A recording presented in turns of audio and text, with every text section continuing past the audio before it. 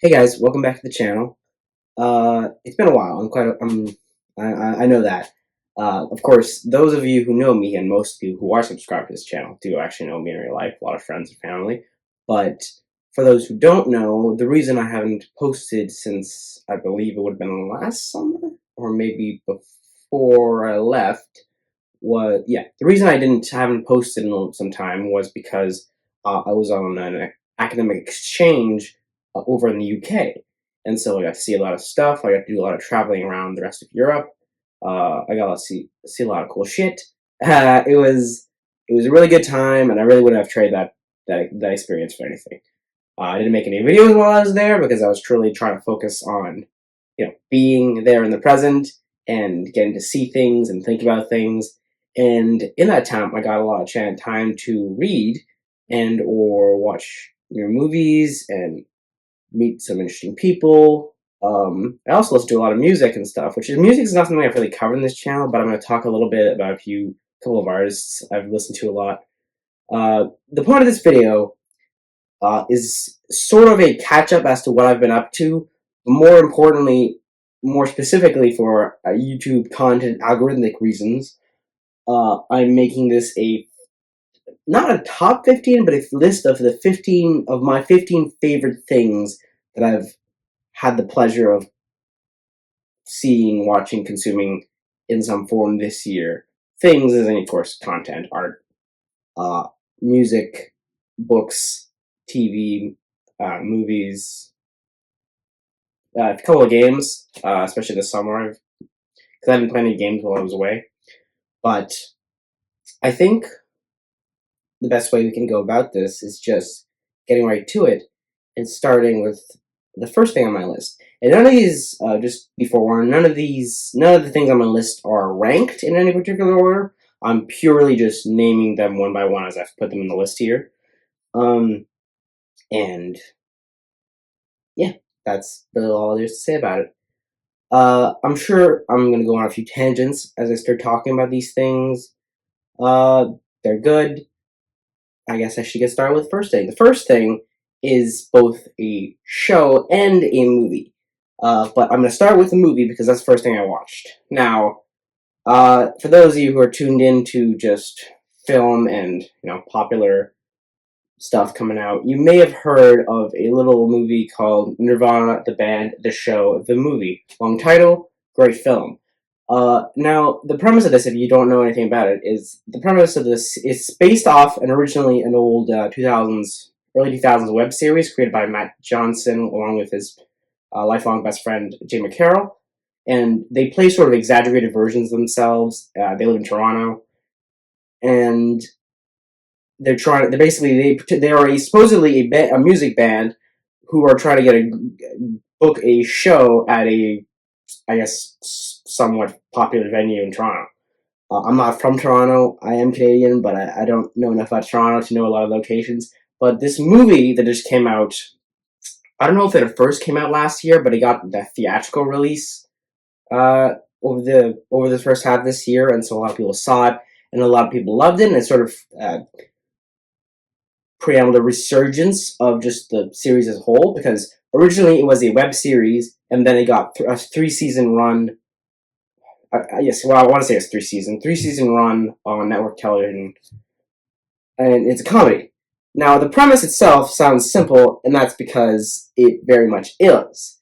A lot of the comedy falls onto the sides of just needing to be improvised and just sort of off the cuff. The two characters are bouncing off each other, and as somebody who'd like maybe seen a few clips from the original web series, didn't really know what to expect when I finally watched it when it came out in digital. And this movie, guys, is so funny. I got to rewatch it with my parents when I got back to Canada after my travels, and it really is. It's like a love letter to the city of Toronto, but it's also just like such a funny movie. And this is a movie that's sort of has time travel in it, but it's almost secondary to just like it seems the movie goes in the direction it wants to go. It doesn't feel like there's really a story intentionally so much as it just sort of happens. Now, I think that's mostly just like good direction and well edited film. That's just a good sign of that, because how else do you pull off a movie that seemingly shouldn't have a plot or shouldn't work without just being really funny, clever, and creative in how you present the whole thing? And it's really, I don't want to spoil anything if you have any interest and if you haven't seen it already, but it is really like, check out the movie first if you have any interest in it. It's not very long. It's about like it's 90 minutes. And then check out the rest of the show if you feel like it, because it's so good. It's funny. It's just I could go on about it. I've talked about it with my friends a lot. I got my dad into it, and it's really just one of those things that I can't help but love. I love Nirvana the band, and of course, not Jimmy Carroll, Matt Johnson. He has directed other films like Blackberry, which came out a few summers ago, I want to say. He's just coming out with a new movie called Tony about Anthony Bourdain. And he's got a couple other things. And he's a director, a creator I'm really looking forward to seeing more from. So, yeah. Nirvana Band, the show, the movie. Check it out if you haven't. It's worth your time, I think. Whether you're Canadian or American or from anywhere else, I think it's a love letter to the city of Toronto, and as somebody who doesn't know a whole lot about Toronto, despite living in the same province as it, it is really fun to watch. It's a good time. It's a good time. Okay, so the next thing on my list is a game, and it's a game I've been technically playing for the last 2 years or so. It's a JRPG called Persona. It's Persona 5 Royale. For those who are familiar with the Persona franchise, it's a spin-off of a much larger Shin Megami Tensei franchise of turn-based JRPGs, where you fight with your stand ghost creatures, and this game I've been playing it took me a long time to get through because it's very much a slow, take your time with a game. Hell, you play it and there's always they have a little loading on the loading screen. It says take your time on it, and there's a lot of dialogue in it. There's a lot of story going on in it, and it takes place over the course of a year within the game, and so much changes. You meet these characters, and it's because I haven't really played. This is the first Persona game I'd ever played. It was really just nice to really dig into this world.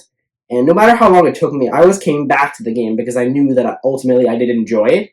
And at the end, it's ultimately a story about people and corruption and justice and just how suffering ultimately is necessary to create the world as it is. And that a world without suffering and corruption is almost disingenuous, but to be able to make people realize and see the wrong in their actions, there is a form of justice in that. Now, it's not a game without criticisms. It is very long, and if you don't have a lot of time, which I don't usually have a whole lot of time to play video games, you do end up taking your time with it, as you say. And so after finishing this, I started the Persona 4 Golden. Funnily enough, they're also coming out with a remake for that pretty soon, but so be it. But yeah, the art direction is really good. If you're a fan of RPGs, JRPGs, Final Fantasy, any of these things, turn-based combat, it's one of the best games. As far as I can tell, I haven't played that many turn-based combat outside of the old Pokemon games and stuff like that. It's definitely a genre of gaming I'm trying to get more into, and the mechanics of it. The more you get into it, the more the game reveals to you, and the more fun you're gonna have, I think. But it is very much a time commitment. But I think ultimately it's worth it because there's a lot of great characters in it. There's a good message, and ultimately it's a game that develops along with you. the bonds you create in the game, literally, it's a mechanic in the game, social links, uh, develop the story alongside with you. There is, it's not always perfect, especially when you're learning the mechanics of the game, but it does tend to treat you with something great. So, yeah. Alright, the next thing is another game. This one I think everybody knows because it's one of the best selling games of all time. And this is Witcher 3, and I'm talking about the main game specifically. Released by CD Projekt Red back in, God, I guess it would have been 2010s. Originally when it was released. I'm not 100% sure. I should have written that down in my notes.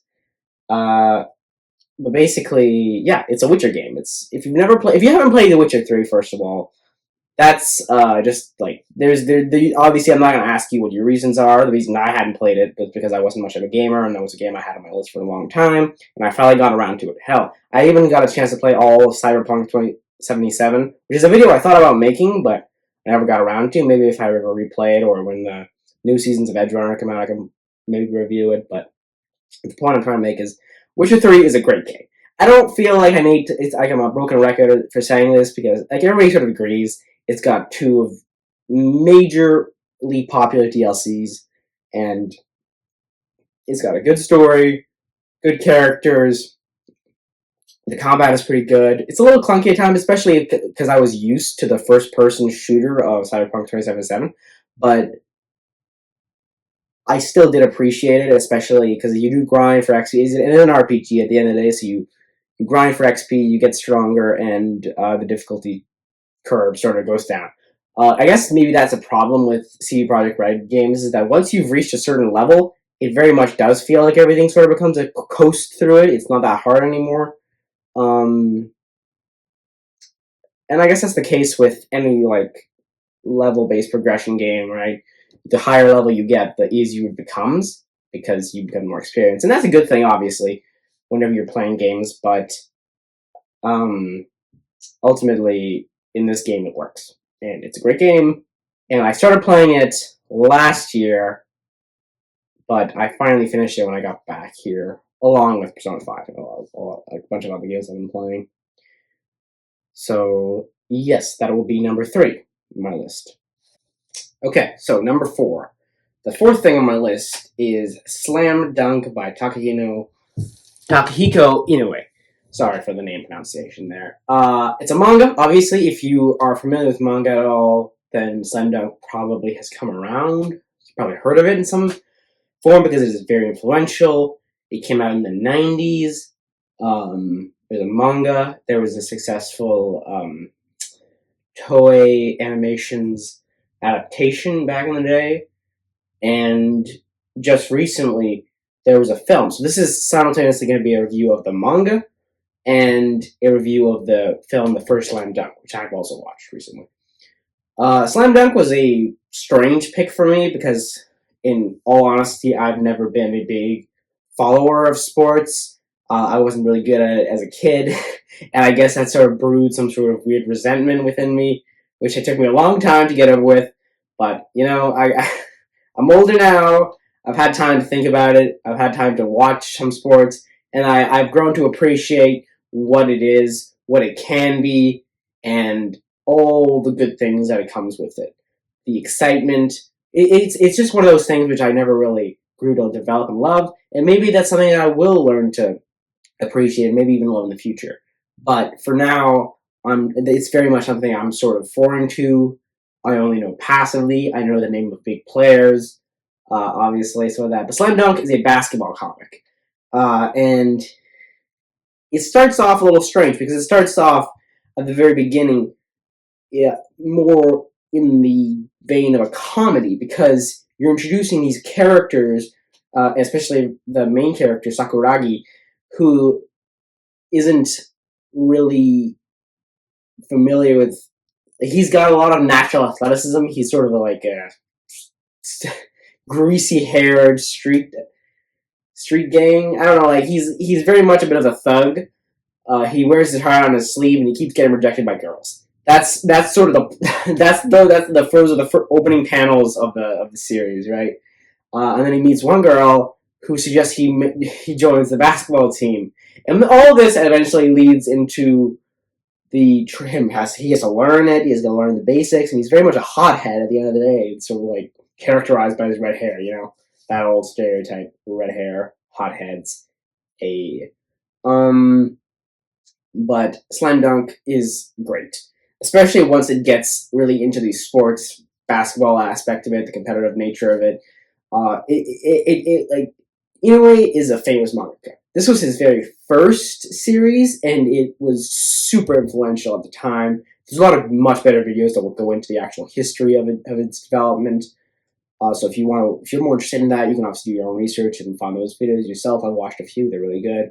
Um, but his most famous series, I think, and the one that I actually have read before this, was Vagabond, and this was a number of years ago now that I read that, and that's a phenomenal series because Inoue has this incredible artistic ability. He can create these dynamic paneling. This dynamic, it's not even just paneling. It's just he is an artist worthy of museums. Like nobody will deny that. There's obviously a lot of great artists in that, and I'm actually gonna mention another one I think next. But um, yeah, it's like Inoue is famously one of the greatest just manga ever. He's also famously like he hasn't finished Vagabond, which is disappointing for the fans and stuff, and that's also like a phenomenal series, arguably his best, just for so many different reasons. But this is not what I'm talking about. I'm talking about Slam Dunk. And Slam Dunk, once it gets into the sports aspect, it really like drops you into the middle of it. It teaches you about the sport as you go along. It make sure you're not going in blind. You're going in as blind as the main characters are, but once you start to get a feel for the basic rules of the game, as well as how like as well as the characters and their relationships, and you sort of see it's like very much a bond formed in the heat of battle sort of thing, especially like once you get into the actual games themselves, and they're very well drawn and dynamic, and you really feel the like it's like because like the time obviously is so important in sports, the amount of time wasted in any given on any given play and stuff like that. And in this comic, it's really just in a way does such a great job of like making you feel like you're there and making you feel every moment and split second decision that these characters slash players make in order to win, lose, and then it's like it all ultimately all culminates in this phenomenal final arc, final game, which is the product. Product. I don't know how to do it. Which is what the film, the first Slam Dunk, adapts. Now it uses like motion capture, I believe. The animators use motion capture in the film. I do not quote me on this. Please do not quote me on this. I'm not 100% sure. I might be thinking of the other sports movie I watched, anime I watched, 100 meters, but it's very much very dynamic, and it does like this movie does a really great job of capturing the energy and the heart of that very last game of the series. And though it does shift focuses on the focus on which character on the main character, it takes Ryugi, I think. Yeah, that's his name. A bit of a shorter, but he's still a great player. And yeah, it's a great film. Like that's one of those when I think about things that can get me people interested into sports, stuff like that. I think anime and just like media is such a great way of like demonstrating what's so great about something without overloading you with details and terminology you're not going to get immediately. So yeah, I mean, it's a really good story. It's really well done. I don't know what else I can add to it. If you have any interest in reading Slam Dunk, I think it's totally worth it. So go right ahead. The fifth thing on my list is the other manga I have on this, but this was a bit different because technically I only finished reading this at the start of this year, earlier in January. But I just wanted to think of it as more of an honorable mention, though I am putting it in this list as number 5. Though again, as I said, the numbers don't have anything to do with, which I think is better. It's just the way I listed it all out. This is Steel Ball Run, JoJo's Bizarre Adventure Part 7? Yeah, it will be 7, Part 7. And this was, and of course, I started reading this for a number of different reasons, right? I watched the entirety of the Netflix David production anime over the course of last summer, and I really enjoyed that. For all the weirdness and all the greatness and the confusion, and it's something I don't really know 100% how to talk about because it's such a bizarre story without. I don't know. I'm not even 100% sure how to go on talking about it, but Steel Ball Run is a completely new story taking place within the context of the JoJo's universe. And it's a very simple premise. It's a race across America on horseback, yes, taking place in like the late 1800s, I want to say. But yeah, it takes so much of the best things about so many other parts of JoJo's and just I don't know if you want to say elevated it because it takes its time getting there and giving you these little moments to characters, and it gives you some of the best fights in the whole series, and just it's great. It's great. And of course, the animes are currently coming out, so if that's how you choose to experience it for the first time, I support that. I have no problem with that. Of course, you may be waiting a while because it's going to be dropped on a weekly schedule come this fall. So soon. Don't worry about it, guys. It'll be soon. I'm also looking forward to it. I really enjoyed the first episode they dropped back in March. Yeah, March. That's right. Anyway, moving on. The next thing will be... Okay, here we go. Now we're talking about books, right? This is what I'm used to talking about. Alright, so the next, number 6 on the list is going to be The Unbearable Lightness of Being by Milan Kundera. Released in 1984, interesting year. It's a philosophical novel which takes place in Prague during... There's a specific period they call it, like the Spring Revolt or something like that. The Prague Spring. I think it's called the Prague Spring. But effectively, it was a period just of like brief like liberalization as while the country of Czechoslovakia. It was still Czechoslovakia at the time. After the Second World War, it spent the country was technically a Soviet satellite state. And there was during this period, the Prague Spring, as they call it, was a period of like liberalization, and they were very much more free spirited for like a season, and there was a lot of protests, and they had some politicians that were like adamantly against Soviet control.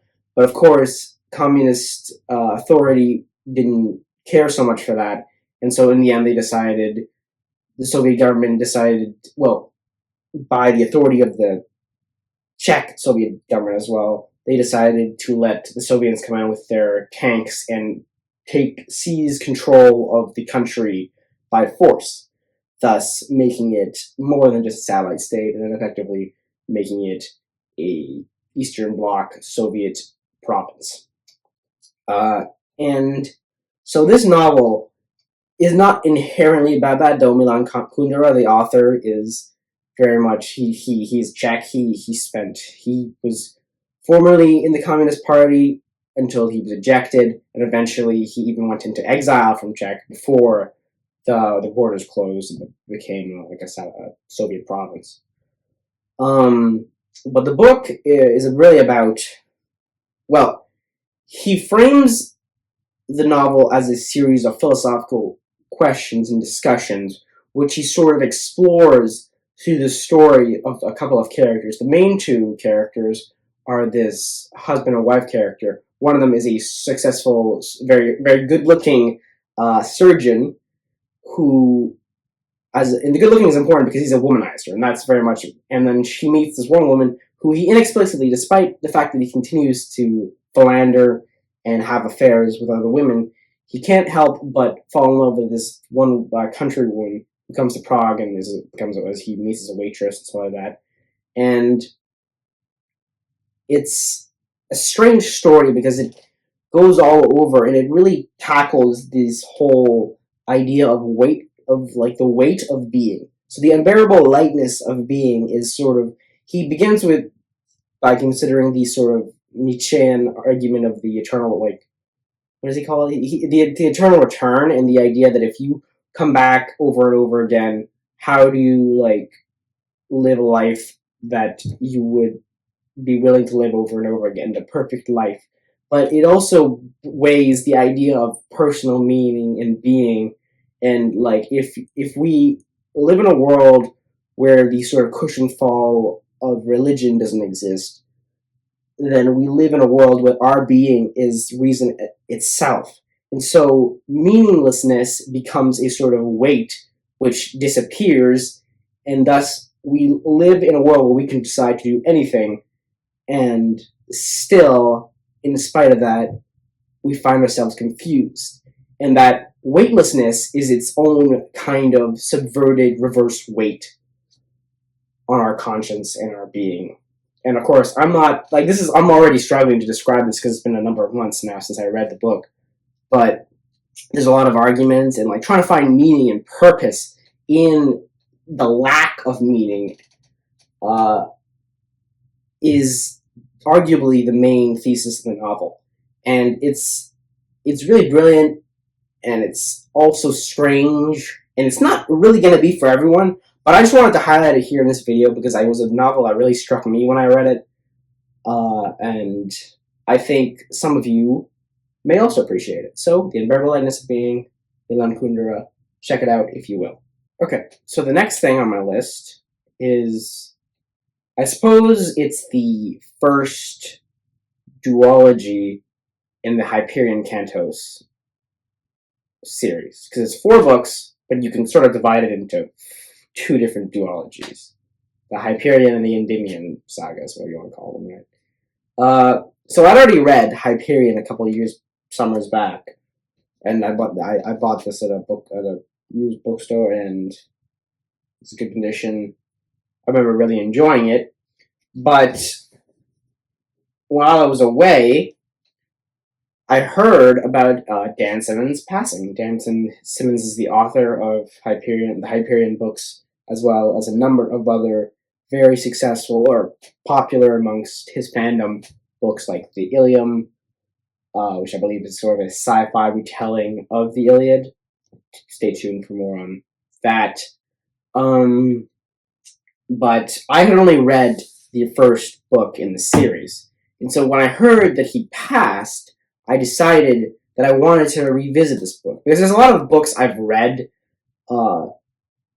even a number of years ago, which I think I enjoyed, but I would appreciate more upon a revisit.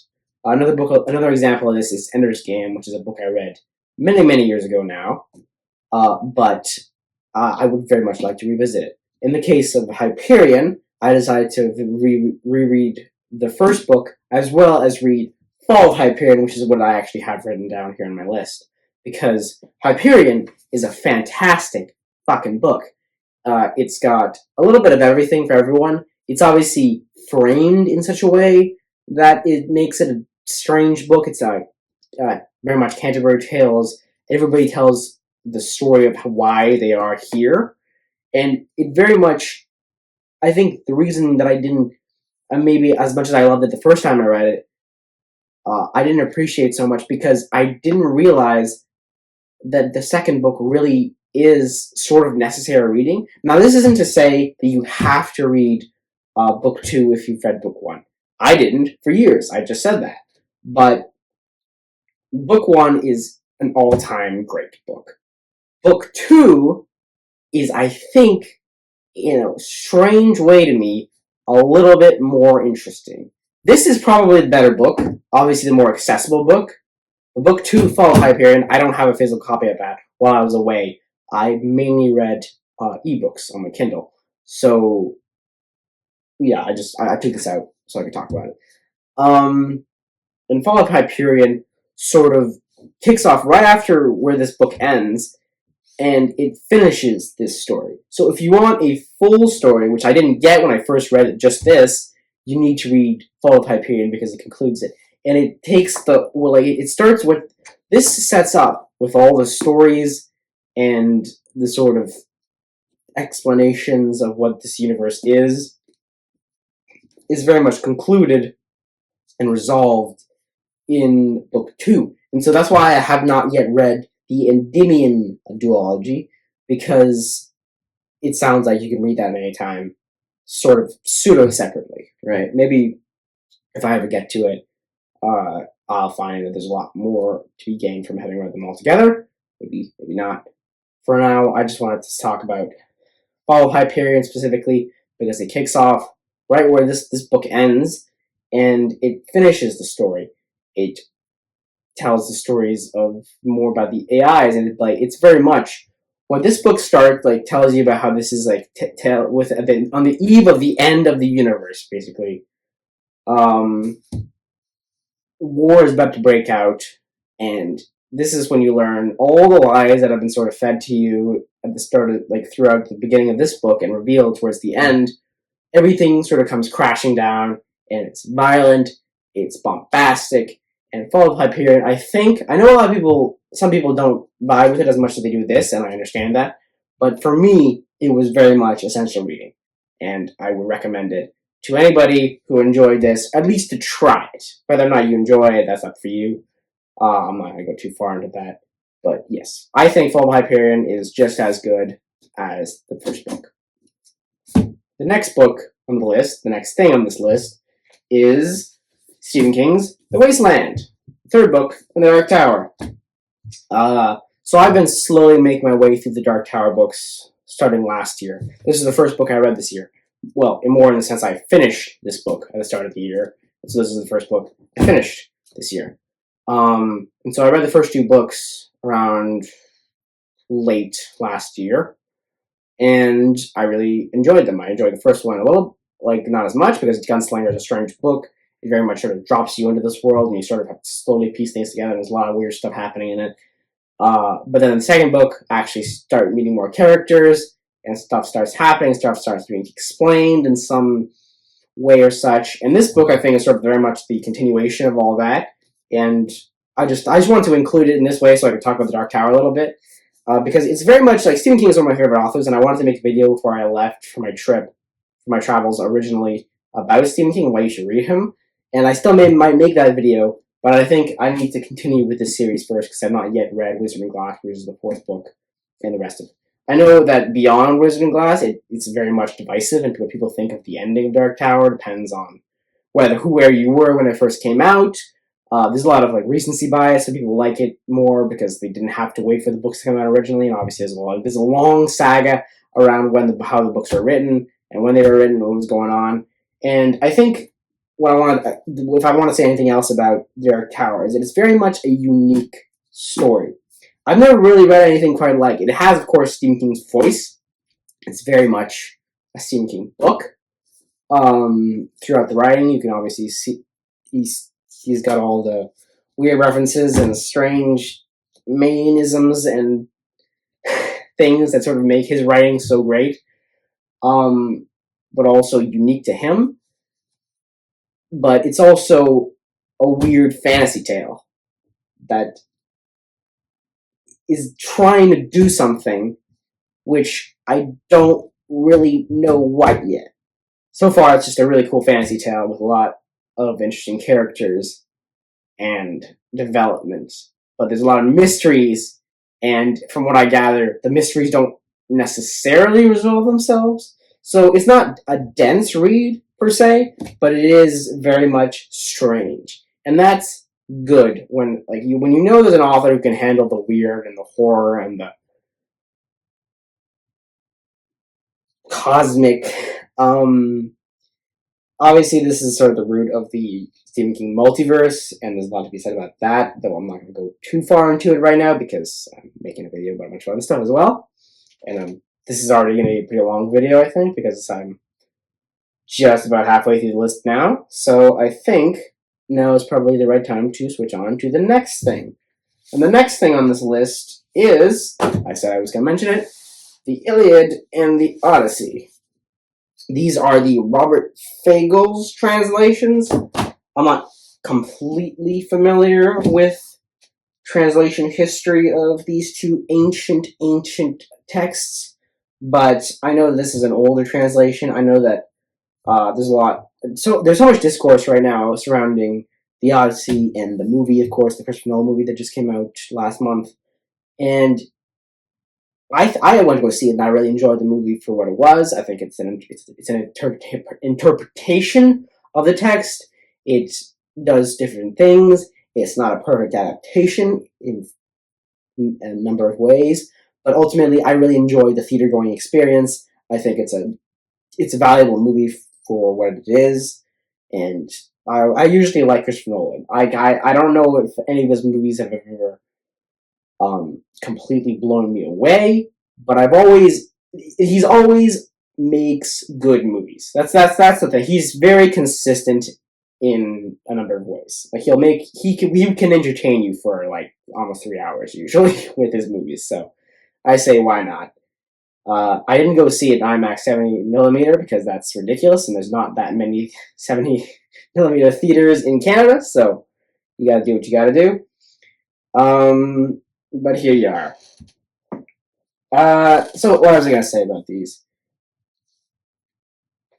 I didn't actually prepare a whole lot to be said because I was going to talk about the Christopher Nolan and the translation, some of that, because I know that the translation, there's so much discourse going on around the movie right now, and I want to say it's the newest translation, but it's at least the most popular recent translation of the Iliad and the Odyssey by Emily Wilson, I believe her name is. If I get that wrong, please let me know, but I'm pretty sure it's Emily Wilson. And she obviously had a pretty bold take on the text, and it resonated with people clearly. And of course, I'd be interested in reading those if I ever revisit these texts in a different light, because these are very much sort of cookie cutter. If you know the sort of basics of the story, it will tell you. This sort of just gives it to you in a sort of like non subversive way. It sort of tells you the story straight up as they are told. I do not quote me. I have not read any other translations of these texts. So if there is something specific about what Fagles does in this translation versus Emily Wilson or any of the other dozens, maybe even hundreds of other translators in English and in other languages, obviously, of these texts. But yeah, I think ultimately the reason that I found reading these so interesting is because they are such old stories that still are really good. I think there's a lot of things you could dig out and talk about, specifically why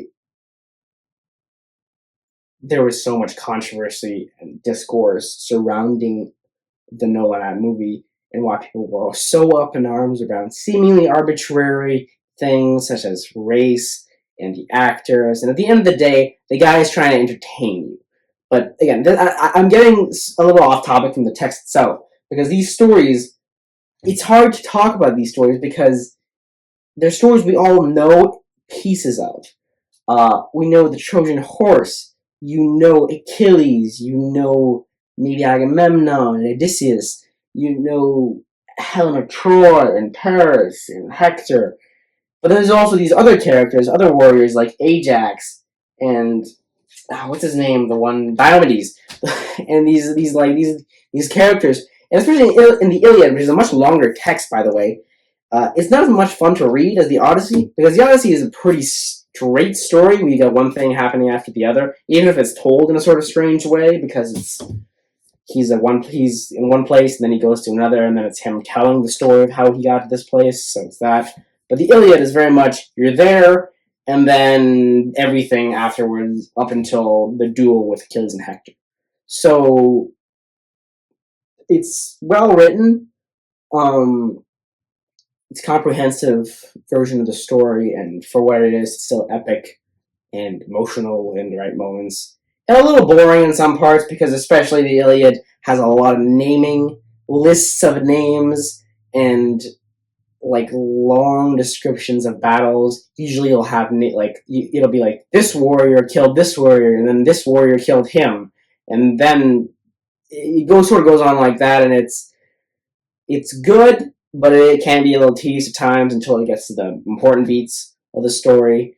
And ultimately, I think it's interesting, the discourse surrounding these ancient Homeric tales, because we really don't know a whole lot about where they came from, aside from the oral tradition, which originally they sprung from, and who Homer was, if he was even a real person. And obviously, that's what's so strange, because it's not a direct authority. I think what's so interesting to me about this is the discussions surrounding Homer and authorial intent, is because this isn't really a text where we can go to the author and find textual evidence for what he wanted the story to be about. And then there's, of course, you can argue by death of the author and whether or not the author's intention means anything. Because at the end of the day, we don't know anything about Homer except that he supposedly existed and was blind. So if he wrote any of this down, it wouldn't have been him. We don't know if Homer existed or what he intended, because he would just be telling a version, some sort of version of a story which everybody knew. And of course, after that, he became, so quote unquote, the author of the Iliad and the Odyssey. And there's a lot to be said about that, but it's almost more like he's a name to attach to a text. To me, he's the name Homer, aside from being shared by a hilarious cartoon dad, is somebody who may or may not have existed, is very much just a name to attach to a title. And that's about what I have to say about the Iliad and the Odyssey. Good, read it if you want. I think it's worth it if you have the patience for it. And it doesn't read too hard. The Fagles translations are pretty good. Check out the Emily Wilson translation. If there's any translation that appeals to you more, I picked these up because they were available and they seemed like pretty standard. People read these if you're reading for the first time. I have nothing much more to recommend about them. They sort of sell themselves to those who want to read it. And yeah, that's that. All right, next up on the list, we are moving on from books for the moment to music.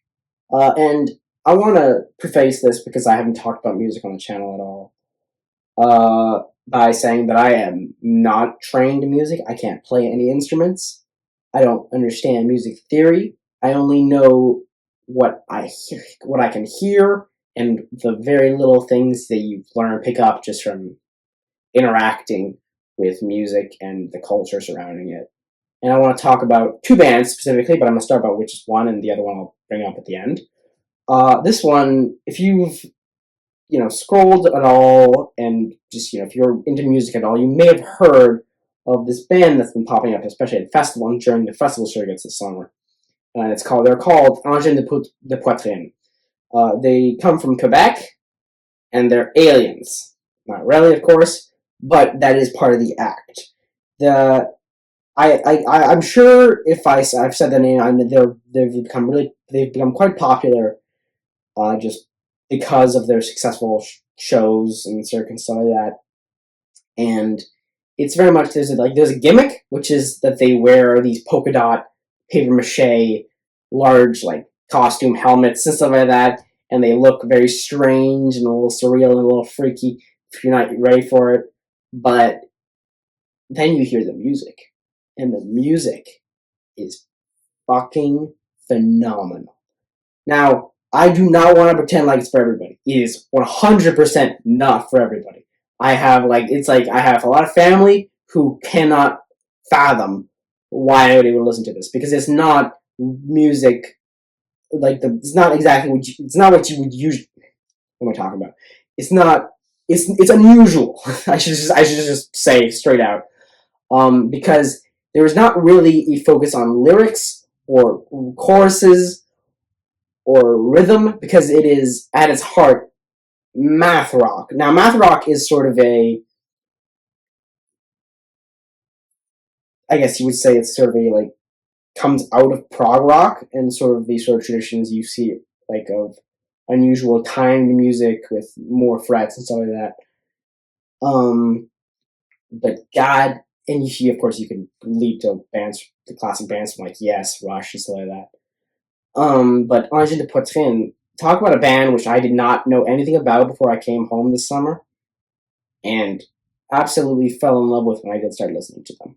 Because it is strange, but it works. It's something you might have to listen to a couple of times before you get into it, but once your brain gets into the hooks and the loops and everything that they're doing, it's just great. And I love it so much. And my dad obviously got me into it, and he's probably arguably a bigger fan than I am at this point. But it's strange and it's different. And sometimes in a world where you can't, when all in the same shit just keeps getting piled to you in your slop troughs, which we are all pigs eating from the slop trough that media produces for us.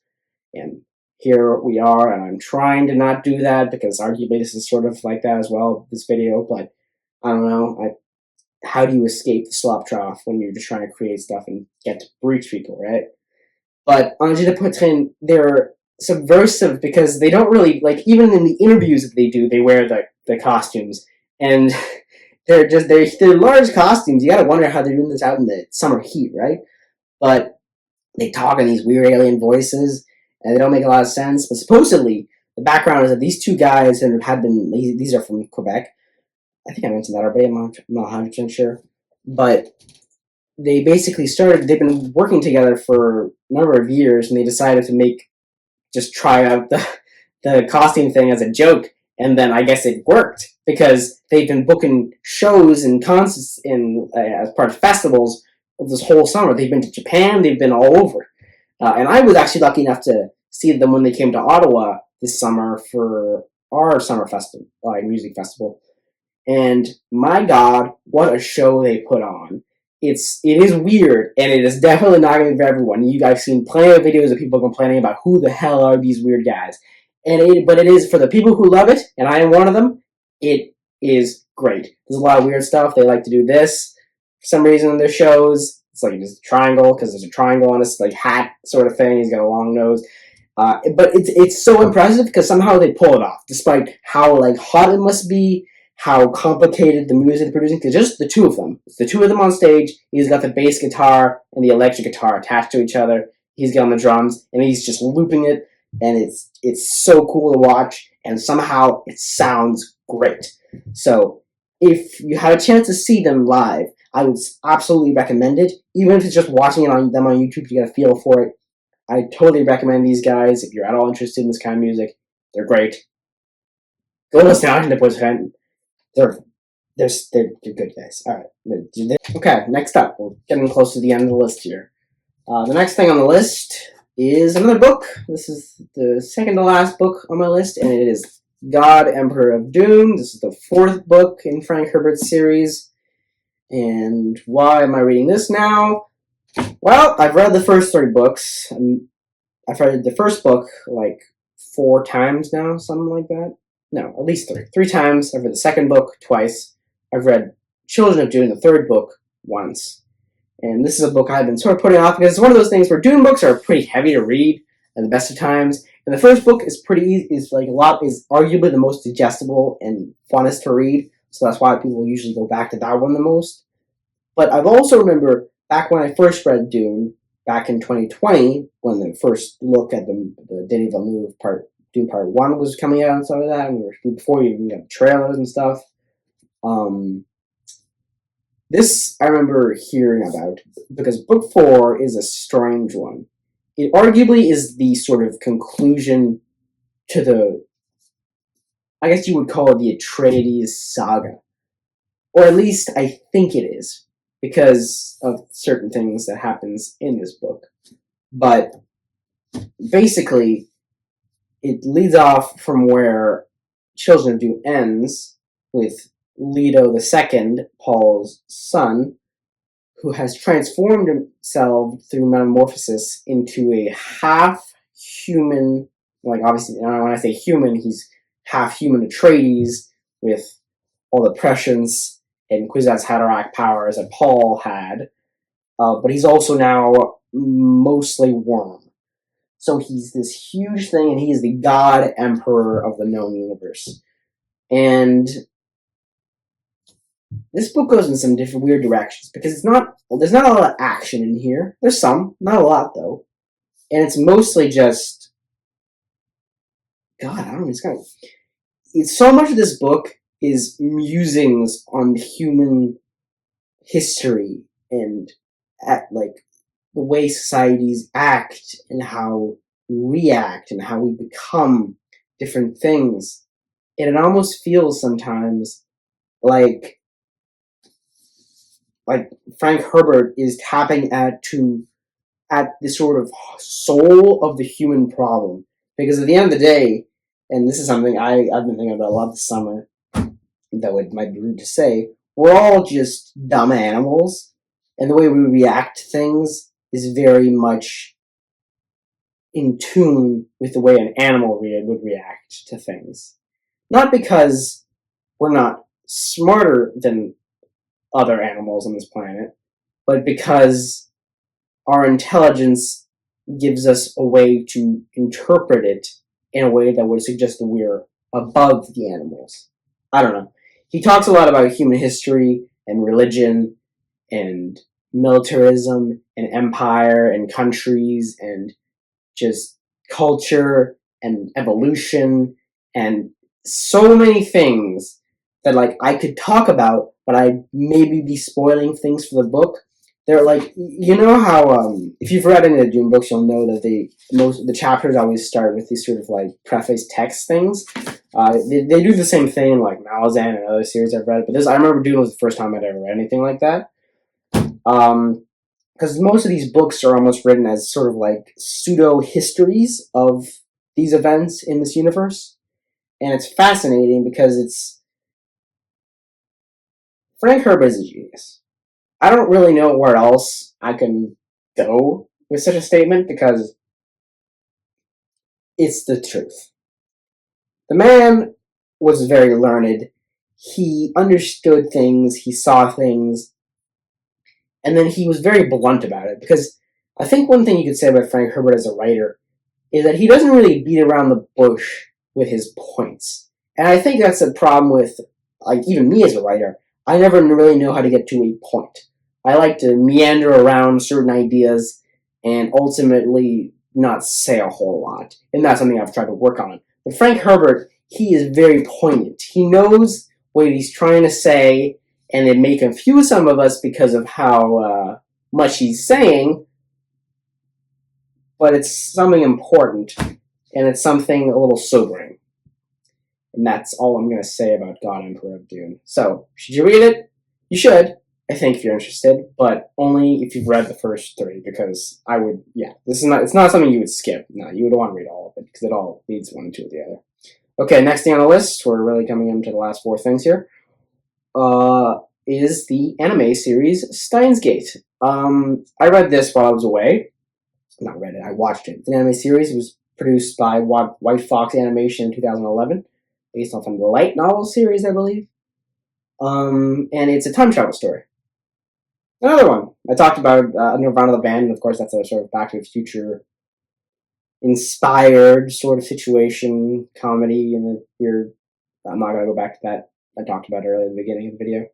But Steins Gate is very much a drama.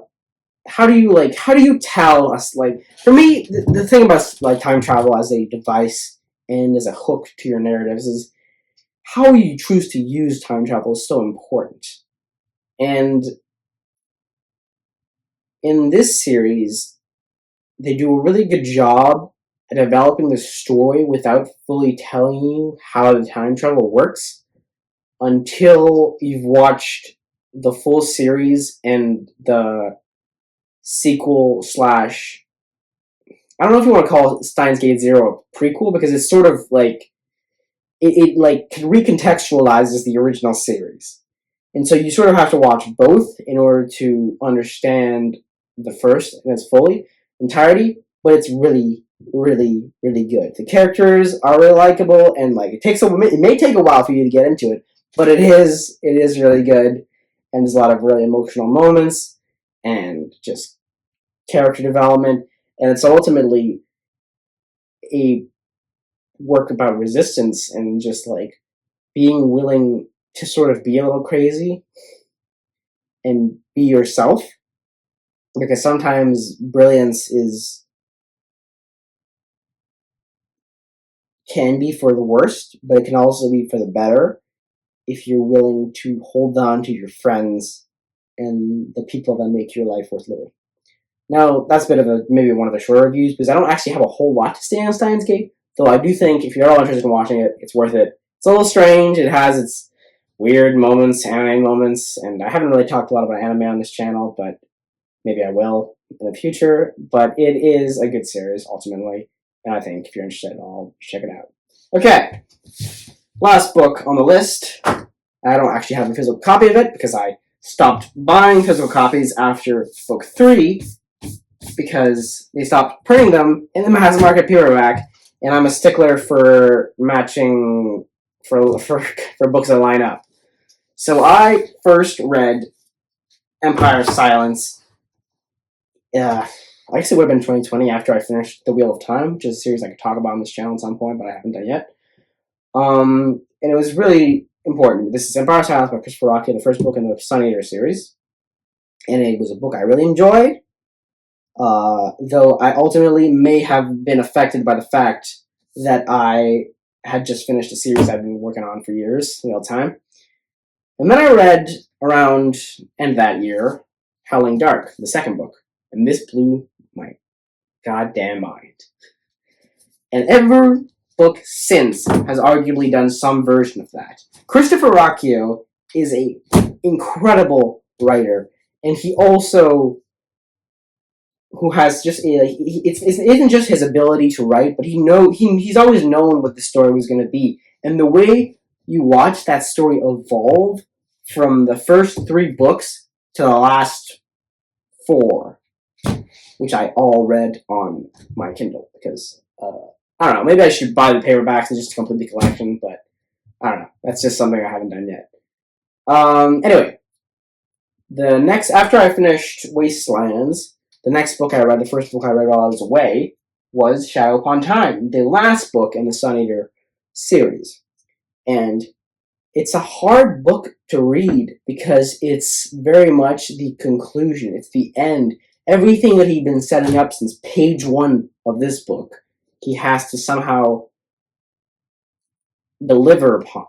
And he does. And I've heard a lot of criticisms like maybe it should have been edited in some places. And, of course, the way this series goes in a pseudo-religious direction, starting in this book and then continuing out, and then, of course, there's questions of whether or not there is a god in this universe, and then they reveal that there is a god in this universe, and that the main character is literally Space Jesus. And that's not always going to click with people, because religion is complicated, and people don't really know how to talk about it. But regardless of whether or not I prefer this direction, which I do in some ways, I appreciate Ruocchio having the guts to stick to his guns and taking the story in the direction that he wants to take it. And ultimately, Shadow Upon Time, while maybe not the best book in the series, that I could still argue for these two being my favorite, I think it's a very fitting conclusion to the series. There's a lot of little things in there. I do sort of agree maybe that some things could have been cut or maybe trimmed down, but ultimately, it's a great book. Okay, on to the next thing. The next thing is a TV show called Mr. In Between. It started airing in 2018, and it is an Australian show which follows a father/assassin.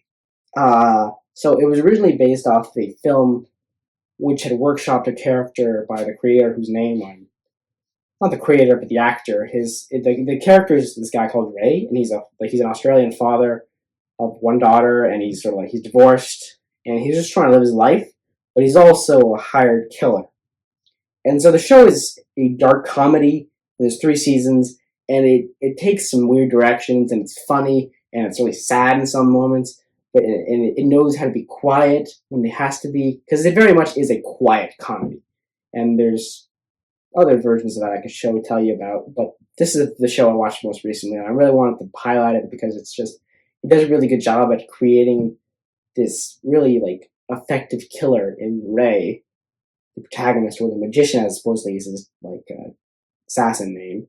But it's a really good, great show. I think if you're interested in just like a quick watch, the episodes aren't too long. It's an FX show, I believe, and yeah, it's really funny at times. So Mr. In Between, check it out. 3 seasons. That's the second to last thing. The last thing on this list is another band. Last thing on the list. It's the Australian band, another Australia, but we're finishing with Australia, I guess. The band Parcels. It's another band I got introduced to through my father. But I heard once in a video, this is one of the few times I've seen them like referenced in a online, and was just describing them as sort of a mishmash of Daft Punk and the Beach Boys. And they very much are like a groove style band where they jam. It's electro pop, and they sort of like they're sort of usually like the shows usually they just jam on stage and they sort of come up with like there's a lot of looping and the lyrics is very simple, but it is good, and it is like some of the most fun music I've listened to like this year and last year when I started listening to them. So if you want a really cool band, another cool band to rec, this one I think has been more accessible to people. Parcels is my choice.